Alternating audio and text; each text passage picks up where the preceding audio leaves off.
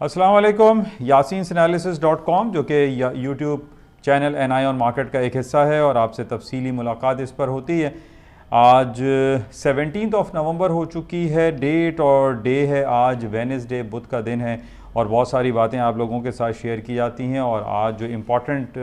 जो ख़ास तौर पे ज़िक्र करते हैं और बातें करते हैं कि कल सुबह यानी परसों लेट नाइट अमेरिका में जी जिनपिंग और मिस्टर जो बाइडन की मुलाकात हुई, वर्चुअल मुलाकात थी, और इस पर बहुत सारी बातें हुई। लेकिन सबसे इम्पॉर्टेंट पहलू जो कि हम सेंटिमेंट्स अगर हम चेक करते हैं तो इसमें ये पहले से ही बताया जा रहा था कि जनाब ये चूँकि पहली मुलाकात हो रही है मिस्टर जो बाइडन की सदारती ओहदे पर फाइज होने के बाद, तो इसके अंदर कोई ऐसी नेगेटिव कमेंट्स जो है वो बातें नहीं की जाएंगी, और इसके असरात जो है वो पॉजिटिव ही रिफ़्लेक्ट होने की बातें 2 दिन से ये चल रही थी कि जनाब ये पहली मुलाकात है। तो कल हमने ये देखा कि इनकी मुलाकात जब ख़त्म हुई और जो एक पॉजिटिव नोट में ख़त्म हुई, वो ठीक है कि बहुत सारी बातें ये होती रहीं कि जनाब ताइवान में और रोहिंग्या में मुसलमानों के ऊपर ज़्यादती हो रही है, ह्यूमन राइट्स वायोलेशन जो है उसका मुर्तकब हो रहा है चाइना। इस हवाले से मुख्तसर गुफ्तगू तो ज़रूर हुई, लेकिन बड़े तरीके से और बड़े खूबसूरत अंदाज में जी जिनपिंग साहब ने इसका जवाब दिया मिस्टर जो बाइडन को। लेकिन इसके अलावा जो ताइवान और तिब्बत के हवाले से जो एक चपकलिश हम देखते हैं कि मुख्तलिफ़ चैनल्स पे, मुख्तलिफ मीडिया पर ये होती रहती है कि जनाब अमेरिका जो है, ख़ास तौर पे जो हांगकांग में पिछले दिनों जो एक डेमोक्रेटिक प्रोसेस वहाँ पर शुरू हुआ, और रोहिंग्या के मुसलमानों के ऊपर ज़्यादती, या ताइवान के ऊपर जो ट्रेड सैंक्शंस और ट्रेड के हवाले से जो सिलसिला है उसके ऊपर बहुत सारी बातें अमेरिका और चाइना के दरमियान चपकलिश का बायस बना रहता है। बहरहाल इस मुलाकात में इसका भी ज़िक्र ख़ास हुआ और ताइवान के ट्रेड के हवाले से बातें हुई। लेकिन हमने पूरी जो मुलाकात हुई, पूरी जो बातें हुई, उसके अंदर हमने ये नहीं देखा कि अगर अमेरिकन प्रेसिडेंट जो बाइडन साहब इन बातों को उठा रहे हैं तो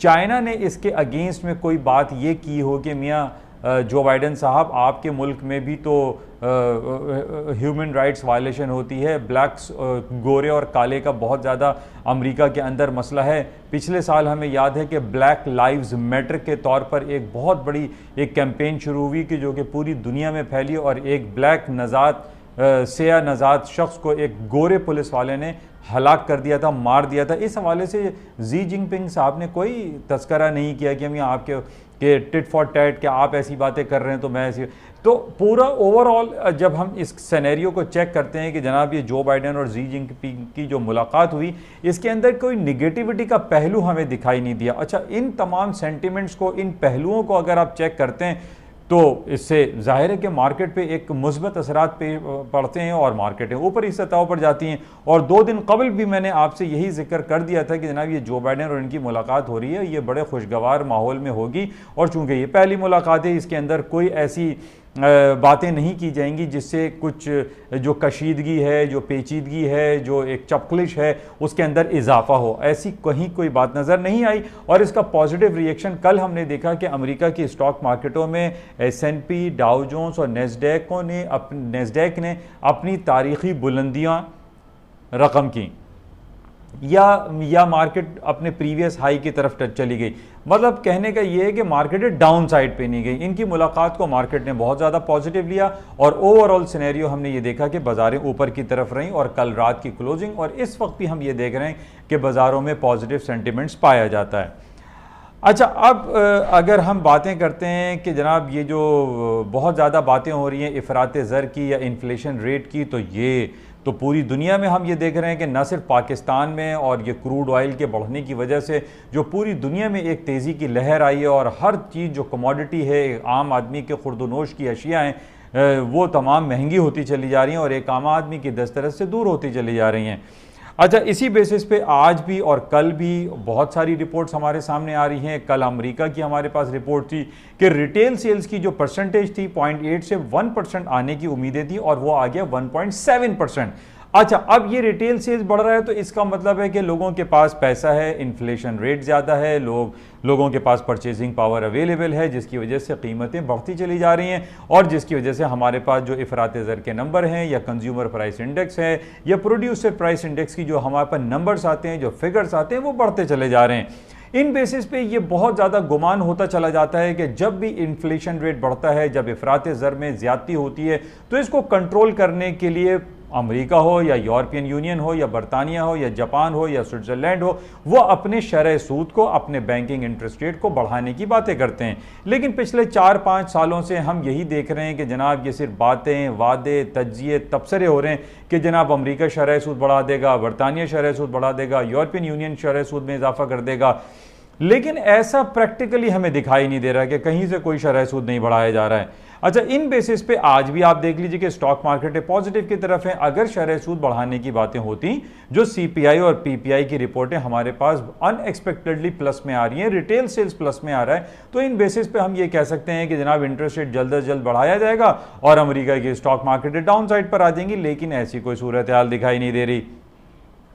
अच्छा, इसी के साथ अगला हफ्ता हमारे लिए इंपॉर्टेंट हो जाएगा, जिसमें फिर वही सीपीआई और पीपीआई की रिपोर्टों का ताल्लुक है, और वो है थैंक्स गिविंग डे हॉलिडे और ब्लैक फ्राइडे या ब्लेस्ड फ्राइडे जो हम कहते हैं, जिसमें हैवी ड्यूटी जनाब शॉपिंग की जाती है, बिलियंस ऑफ डॉलर की शॉपिंग की जाती है। पिछले हफ्ते हमने देखा था कि 11/11 में चाइना और एशियन कंट्रीज में जो सिंगल्स डे हॉलिडे या सिंगल्स डे जो कार्निवल, जो शॉपिंग कार्निवल सेलिब्रेट किया गया, उसमें 139 बिलियंस ऑफ डॉलर की शॉपिंग की गई और जनाब पिछला जो 115 डॉलर का बिलियन डॉलर का रिकॉर्ड था वो ब्रेक हो गया। तो हमारे पास जो सारी सेंटीमेंट्स हैं, सेंटीमेंट्स तो सारे पॉजिटिव दिखाई दे रहे हैं। अब ये सीपीआई पीपीआई की जो रिपोर्ट्स आ रही हैं, जो 1.7% रिटेल सेल्स आ रहा है, और इसी तरीके से हमारे पास जो सीपीआई के नंबर्स आने वाले हैं वो सारे 3.4%, तो 2%, तो 5% प्रीवियस से कहीं ना कहीं ज्यादा आ रहे हैं। आज कनाडा का है, यूरोपियन सेंट्रल यूरो साइड का है, बैंक ऑफ इंग्लैंड का सीपीआई है जो कि 3.9 था तो 4.2 की फोरकास्ट की जा रही है, सॉरी 3.1 था तो 4.2 की फोरकास्ट की जा रही है। पीपीआई के ऊपर फोरकास्ट की जाइए। रिटेल सेल्स बरतानिया का 5.7 की फोरकास्ट है तो 6.0 की फोरकास्ट की जा रही है। तो कहीं से कोई हमें नंबर्स ऐसे दिखाई नहीं दे रहे जिस बेसिस पे हम ये कहते रहें कि जनाब स्टॉक में क्रैश आएगा, क्योंकि इंटरेस्ट रेट बढ़ने वाला है। इंटरेस्ट रेट बढ़ने की बातें तो पिछले 5 सालों से हम सुन रहे हैं और ये सुनकर हमारे कान पक गए कि जनाब अमेरिका या बरतानिया ये अपने शरह सूद में इजाफा करेंगे, लेकिन कहीं से कुछ नहीं हो रहा। और इसके अगेंस्ट में हम देख रहे हैं कि स्टॉक मार्केटें जो हैं वो डेली बेसिस पे या वीकली बेसिस पे अपनी तारीखी हाई बनाते जा रहे हैं, कहीं से कोई डाउनफॉल नहीं आ रहा है। तो बहरहाल आज भी बहुत सारी रिपोर्टें हैं, आज से बहुत सारे नंबर आएंगे ये सीपीआई पीपीआई के, इस पे भी जो सारी पॉजिटिव हमें खबर दिखाई दे रही है। तो आज ये कहा जा सकता है कि एसएनपी ने जो कल अपने प्रीवियस हाई को टच किया था या उसको इक्वल किया था, वो आज ब्रेक हो जाएगा, मार्केटें ऊपर की तरफ चली जाएंगी। क्यों? क्योंकि ये रीजंस मैंने आपको बता दिए कि कहीं कोई नेगेटिव खबर हमें दिखाई नहीं दे रही है।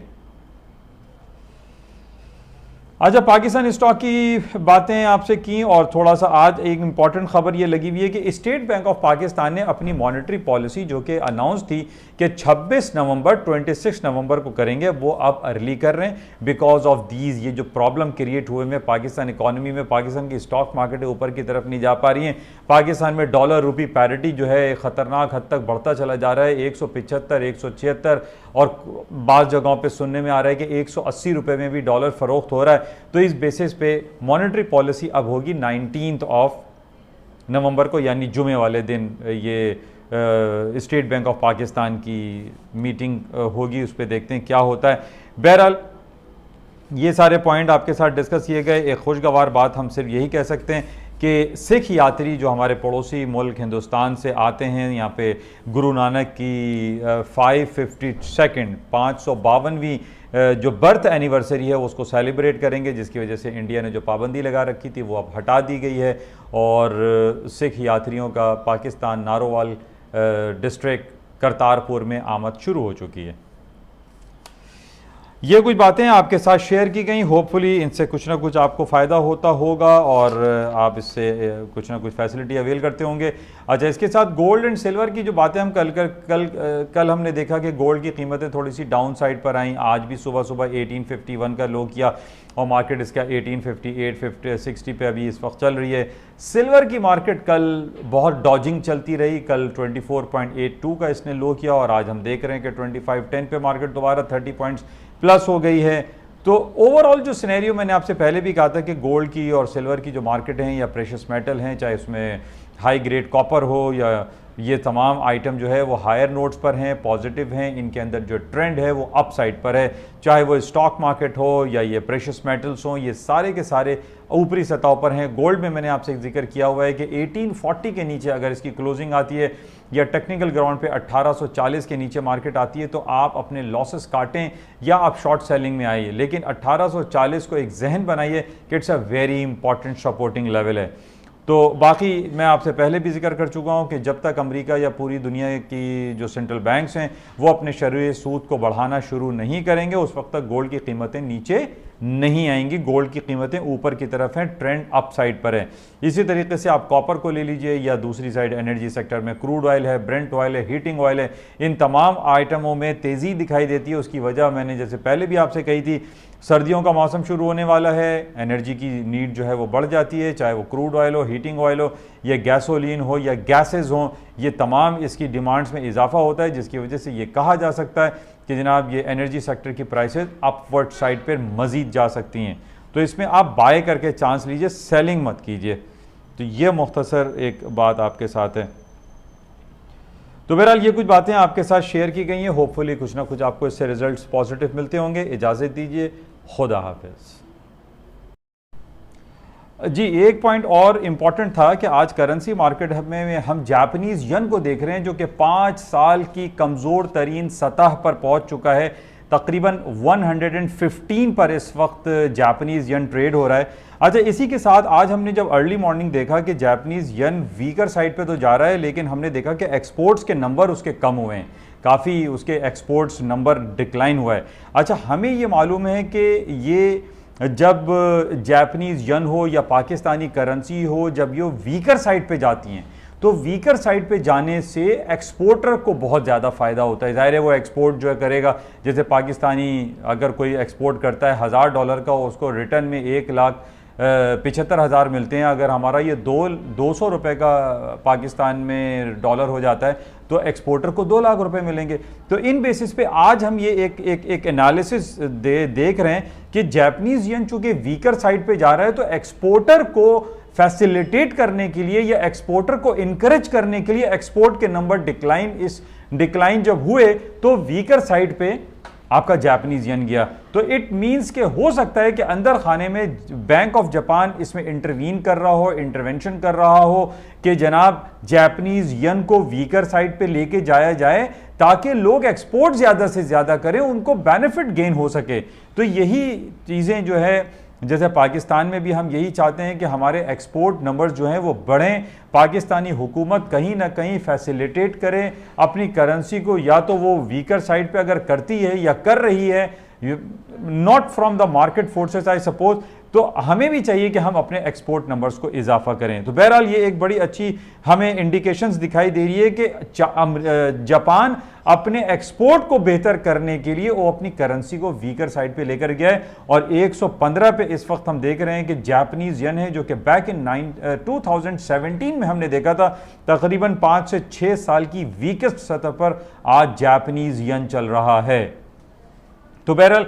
इसको हम देखते हैं कि और क्या कुछ हो सकता है, लेकिन across the world, across the board हम ये देख रहे हैं कि यूएस डॉलर इंडेक्स जो है वो तकरीबन 17-18 महीने की स्ट्रॉन्गेस्ट लेवल पे ट्रेड हो रहा है। तो आज हम ये सुबह से देख रहे हैं कि जापानीज यन हो या स्विस फ्रैंक हो या sterling, euro, Canadian dollar, Australian dollar, इसके अंदर तो थोड़ी सी मूवमेंट दिखाई दी है, यानी अप्स एंड डाउन्स। उसकी वजह सिर्फ और सिर्फ हम यही कह सकते हैं कि जिस तरीके से हमारे पास इन्फ्लेशनरी जो नंबर्स आ रहे हैं, सीपीआई है, पीपीआई है, ये बहुत ज़्यादा बढ़ते चले जा रहे हैं, रिटेल सेल्स बढ़ता चला जा रहा है। इन बेसिस पे ये इंडिकेशन सिर्फ हमें मिल रही है कि जनाब इंटरेस्ट रेट बढ़ा दिया जाएगा। लेकिन आखिर में मैं फिर आपसे दोबारा ये बात कहूँगा जो कि मैं अक्सर कहता रहता हूँ कि पिछले 5 साल से सिर्फ हम ये वादे, इशारे, तज्जिए, तबसरे कर रहे हैं कि जनाब इंटरेस्ट रेट बढ़ाया जाएगा, लेकिन ऐसा कुछ भी नहीं हो रहा है। तो बहरहाल आप अपने एंड से इसको चेक कीजिए कि क्या वाकई अमेरिका इंटरेस्ट रेट बढ़ाने की तरफ जा रहा है या नहीं, या उसकी ये बात कि 2023 से पहले अमेरिका इंटरेस्ट रेट नहीं बढ़ाएगा, इस पर वो कायम रहता है या नहीं। लेकिन जो अदर फोर्सेस हम देख रहे हैं, जो सीपीआई, पीपीआई की रिपोर्टें, वो इसको धकेल रही हैं बैंक ऑफ इंग्लैंड प्रेसिडेंट को या बैंक ऑफ, जो आपका फेडरल रिजर्व बैंक है अमेरिका का, कि वो इंटरेस्ट रेट बढ़ाएं, तो ये पॉसिबल है। इससे पहले भी हमने 20-25 साल पहले देखा है कि जरूरी नहीं है कि एफओएमसी की मीटिंग जो है कॉल की जाए या वो अपनी शेड्यूल मीटिंग में बैठे और वो इंटरेस्ट रेट बढ़ाने का ऐलान करें। अमेरिका किसी भी वक्त भी इंटरेस्ट रेट बढ़ा सकता है, किसी भी वक्त वो इंटरवेंशन कर सकता है। बहरहाल इसको हमें क्लोजली देखना पड़ेगा और अपनी आईज को ओपन रखना पड़ेगा। इंशाल्लाह मिलते हैं। खुदा हाफिज।